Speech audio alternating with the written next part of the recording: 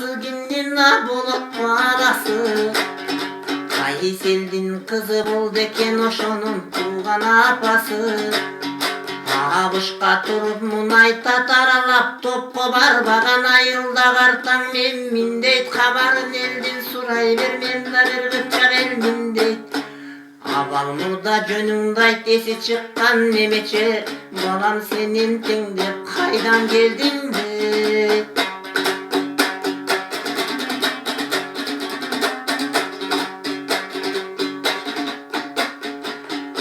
Akalanba kariya kabarın aytamaylığına kayran batır Olcubay kargaşa bolup öldü dep.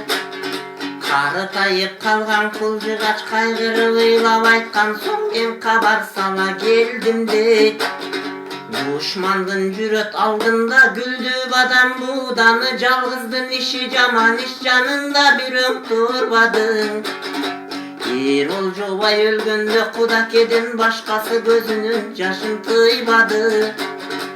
Uktun bu aba gebimdi uğuzar jayın özün bil. Kıpçak abdan göbelde Balıstandan kınuk jelem. Kudakege kutup algın kıpçak gegimdi.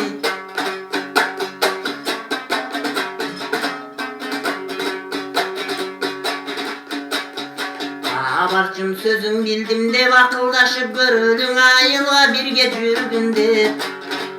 Alıp bardın aylına akıldaşıp murdatan Olcubay batır öldü dep ayıldım bilgen begine. Үйgө gelip girgende katar katar olturup kabarçını karaştı. Bilet eken uşul deber Olcubay balаны. Enesi anım degim can esi bütün can ele. Bir Olcubay жалгызым elimden ketken bal ele. Ölübü balam tirübü ölböy kalçu kişi yok. Kabarçım kanday gebin bar ele.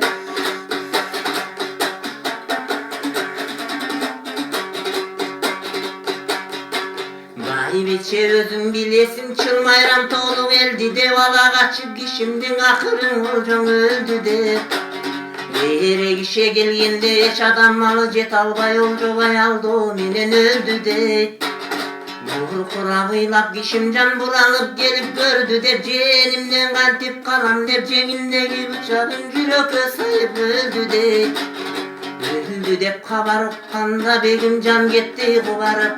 Ölgönü anın çındı dep abay kuş jatıp kaldı sunalıp.